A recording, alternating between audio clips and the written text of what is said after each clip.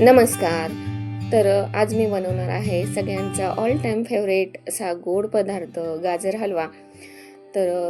Season तर संपलेला आहे, पण आपल्याला ना सीझन संपला की अशा पदार्थांची खूप आठवण येत असते. जसं की दिवाळी संपली ना की आपल्याला दिवाळीचे पदार्थ खावेसे वाटतात. तसंच गाजर हलव्याचं झालेलं आहे. मी बाजारमध्ये गेलेली होती आणि तिथे मला छान असे गाजर मिळाले, म्हणून मी ते घेऊन आले. तर त्याचीच रेसिपी मी शेअर करत आहे. तर इथे सगळे गाजर मी स्वच्छ धुवून घेतले आणि त्याची साल काढून घेतली. साल काढून घेतल्यानंतर परत आणखी एकदा धुवून त्याला छान किसून घेतले. सगळे गाजर अशा पद्धतीने छान किसून घेतलेले आहेत. तर आता आपण बाकीची तयारी करू, जसं की ड्रायफ्रूट्स. तर ड्रायफ्रूट्समध्ये मी इथे काजू आणि बदाम घेतलेले आहेत आणि ते छान बारीक चिरून घ्यायचे आहेत. त्याचे बारीक काप करून घ्यायचे. तर तुमच्या आवडीनुसार तुम्ही इथे ड्रायफ्रूट्स कमी जास्त घालू शकता. नंतर इथे काप केलेले बदाम, काप केलेले काजू आणि थोडेसे गार्निशिंगसाठी अख्खे काजू, बदाम आणि वेलची पावडर घेतलेली आहे आणि आपल्याला तूप लागणार आहे. इथे कढई गरम करायला ठेवली आणि त्यामध्ये तूप घेतलेलं आहे. 2 ते 3 चमचे मी इथे तूप घेतलेलं आहे. ते वितळल्यानंतर त्यामध्ये काजू आणि बदाम छान भाजून घ्यायचे. थोडेसे लालसर झाले की ते पण काढून घ्यायचे आणि त्यामध्ये आपल्याला मग गाजराचा किस आहे तो छान परतून घ्यायचा.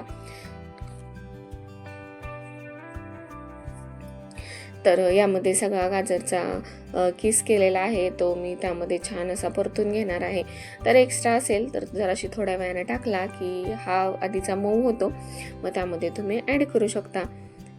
तर इथे छान असा तुपामध्ये मी हा पूर्ण किस परतून घेणार आहे आणि त्यामधलं पूर्ण पाणी वगैरे सगळं निघालं की मग त्यामध्ये आपण बाकीचं साहित्य घालणार आहे.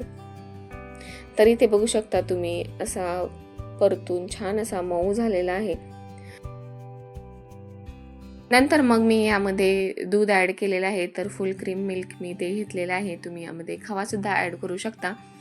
नंतर हे दूध घातल्यानंतर छान परतून घ्यायचं आणि त्यामध्ये मग बाकीचं साहित्य जसं की साखर. तर इथे मी अर्धी वाटीला जास्त साखर घेतलेली आहे.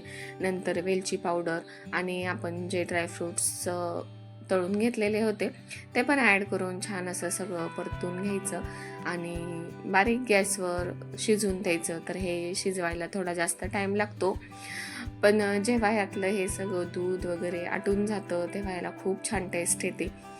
तर या प्रोसेसला थोडासा टाईम लागतो, कारण की यामधलं हे दूध वगैरे सगळं जे गाजर हलव्याला पाणी सुटलेलं आहे ते सगळं छान आटून आलं पाहिजे. तर आता आपण हे 5 ते 10 मिनिटासाठी असंच बारीक गॅसवर ठेवलं होतं आणि हे बघू शकता तुम्ही किती छान असा हलवा झालेला आहे. तर त्याला असं छान असं टेक्स्चर आलेलं आहे आणि थोडीशी चमक पण आलेली आहे. तर तुपाने याला खूप छान टेस्ट येते आणि चमक पण येते. तर अशा पद्धतीने आपला गाजर हलवा छान असा तयार झालेला आहे. तर तुम्हाला कशी वाटली रेसिपी? तुम्हाला रेसिपी आवडली असेल तर लाईक करा आणि अजूनही आपल्या चॅनलला सबस्क्राईब केलं नसेल तर नक्की सबस्क्राईब करा आणि भेटू अशाच एका नवीन व्हिडिओमध्ये. तोपर्यंत बाय.